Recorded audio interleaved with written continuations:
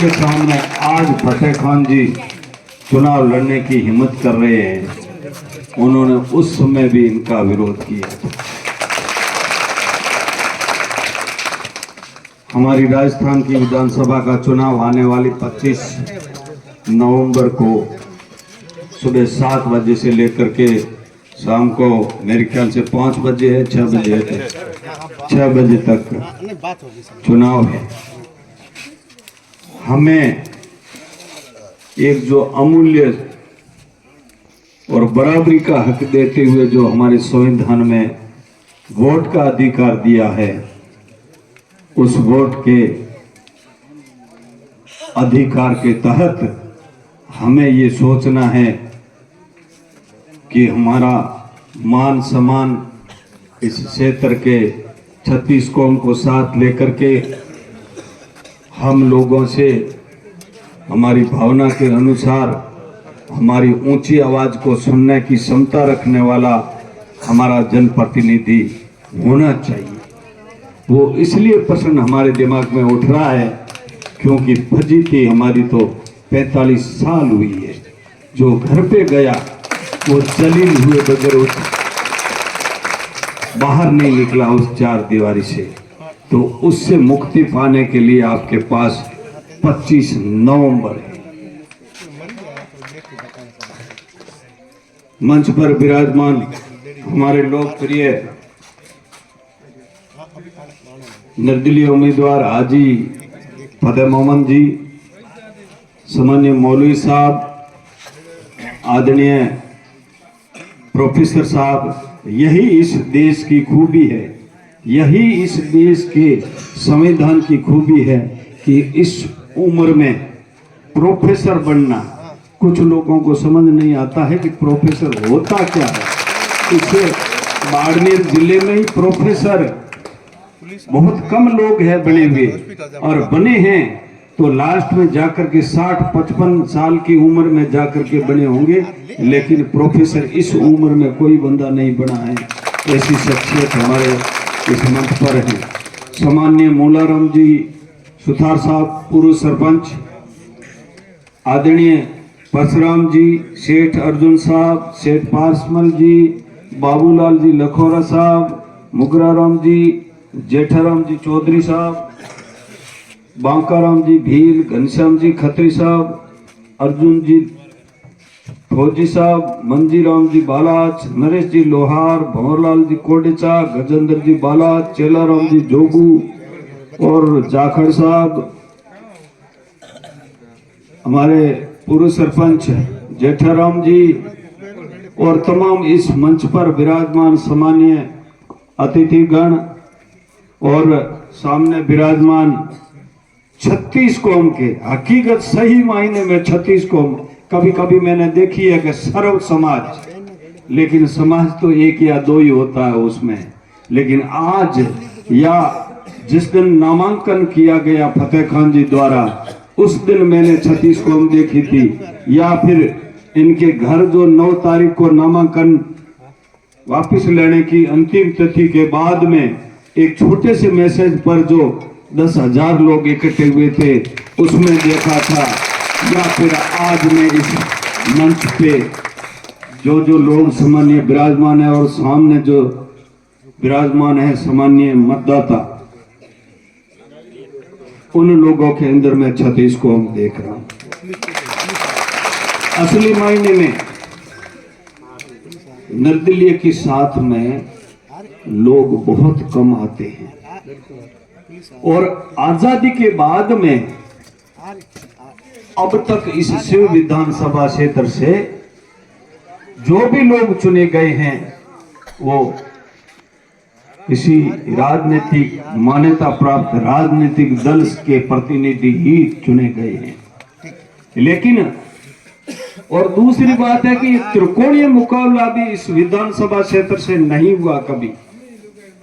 एक तो 1980 में जब शोभ सिंह जी भाटी साहब निर्दलीय खड़े हुए थे, उन्होंने त्रिकोणीय नहीं सेकंड नंबर पे आए थे वो, और उसके बाद में आप लोगों के आशीर्वाद से मैंने थोड़ा प्रयास किया था और 51,000, पूरे 51, कोई कम ज्यादा ही नहीं, पूरे 51,000 वोट आप लोगों ने मुझे दे करके मेरा कद बढ़ाया।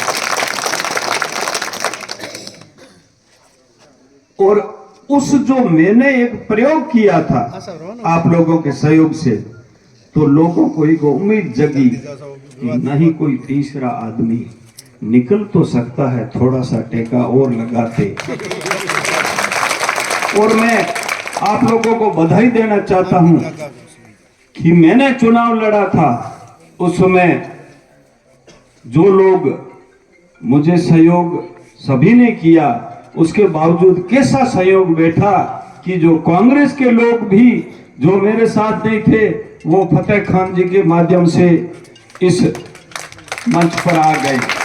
जो मेरे साथ भी नहीं थे, मेरी समाज के लोग, वो भी आज फतेह खान जी के साथ में, और हम तो थे ही। तो अब वहां से जो शुरुआत हुई, हमने कई प्रक्रियाओं के से गुजर करके हमारे समाज को एक बनाए रखा।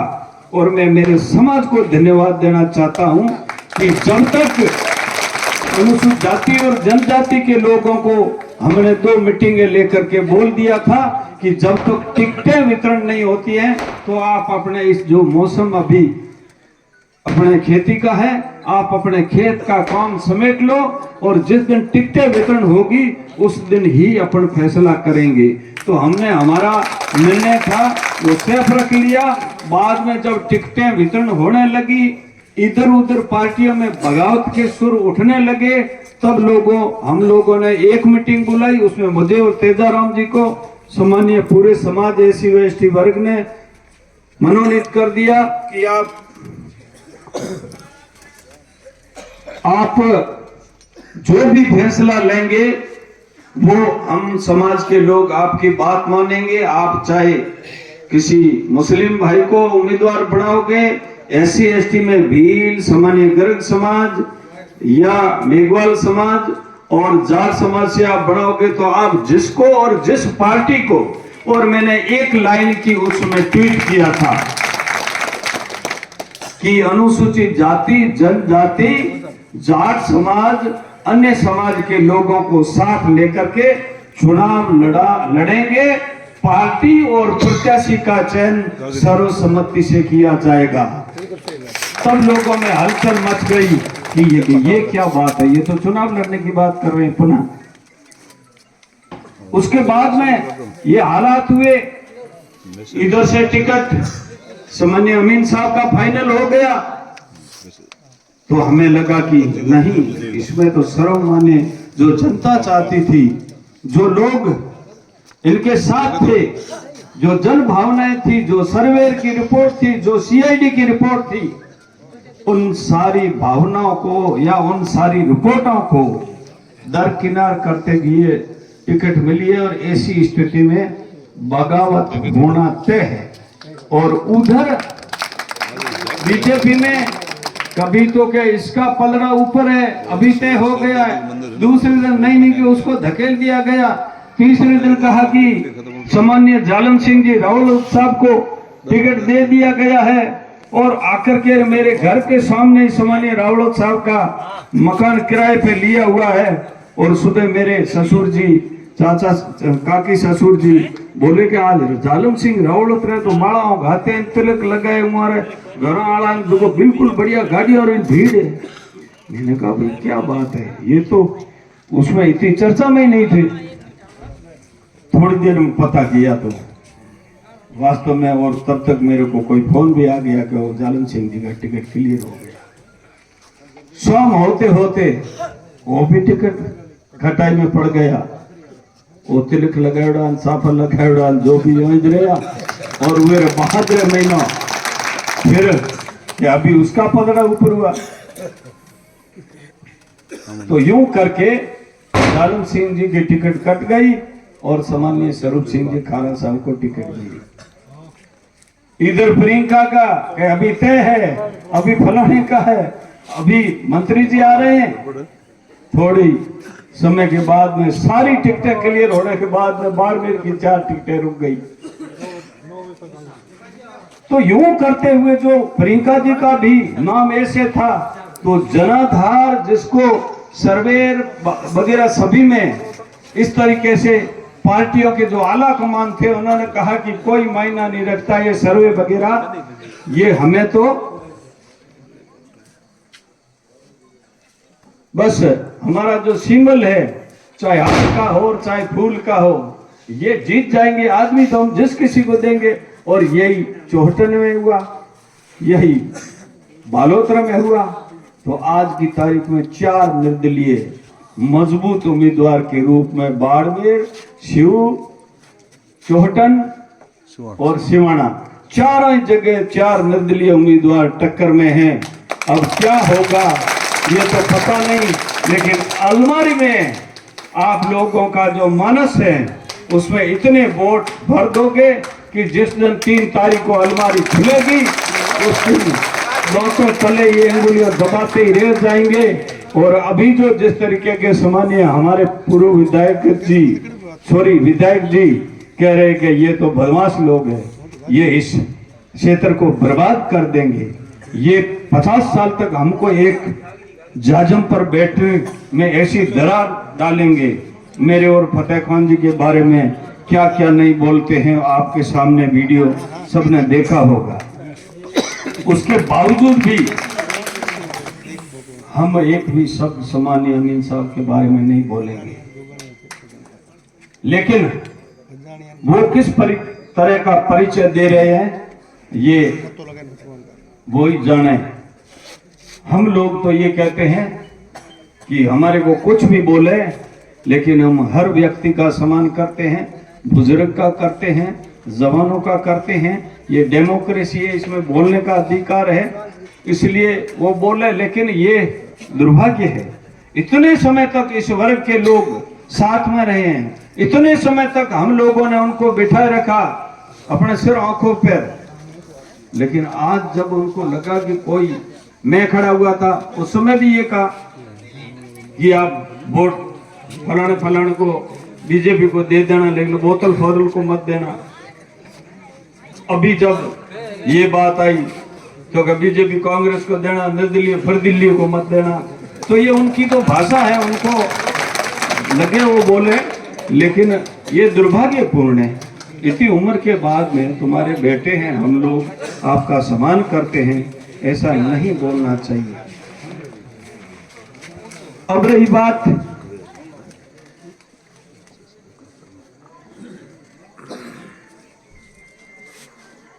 यहाँ पर आपके जो सार्वजनिक भूमि से होदी और प्याऊ तोड़ी गई है, वो आपके साथ अन्याय हुआ है, लेकिन कुछ बंदिशें हैं, क्योंकि हम अभी सार्वजनिक चुनाव के दौरान आचार संहिता की वजह से घोषणा, आपकी भावनाओं का कदर किया जाएगा, वक्त आने पर सारी चीजों की मरम पट्टी की जाएगी, उसमें आपको कहीं निराश होने की जरूरत नहीं रहेगी।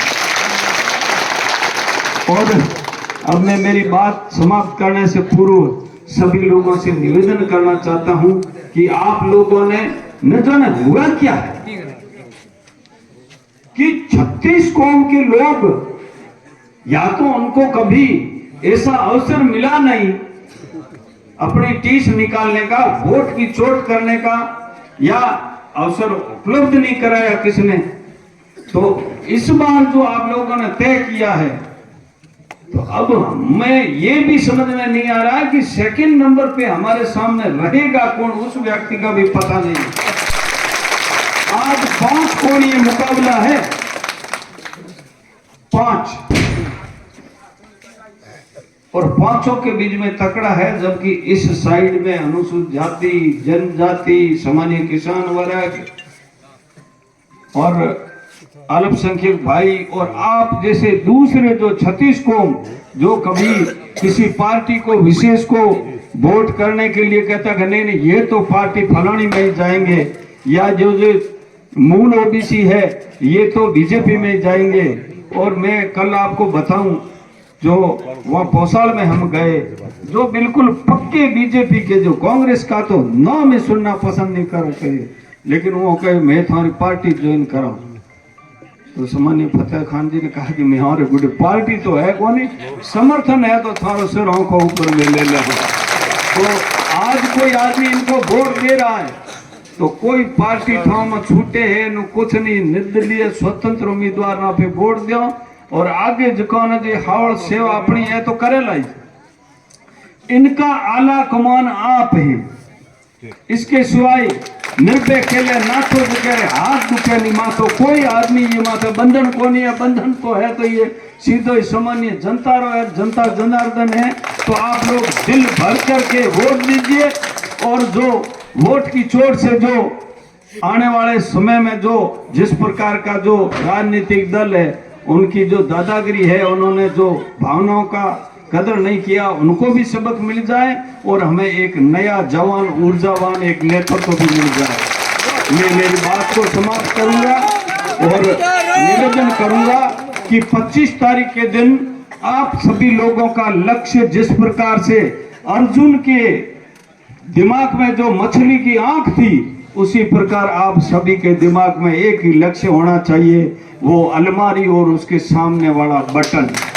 उस पे आप अपने जो समय दिया हुआ उस समय के अंदर जो आप बटन दबा करके विजयी बनाएं। बाकी काम हम सभी जो बैठे हैं आप लोग ही निर्णय करोगे, कोई ऊपर को नहीं। यहाँ निर्देश देने वाले जो जीताने वाले हैं वही है। बहुत बहुत धन्यवाद, आप लोगों ने हमें सुना।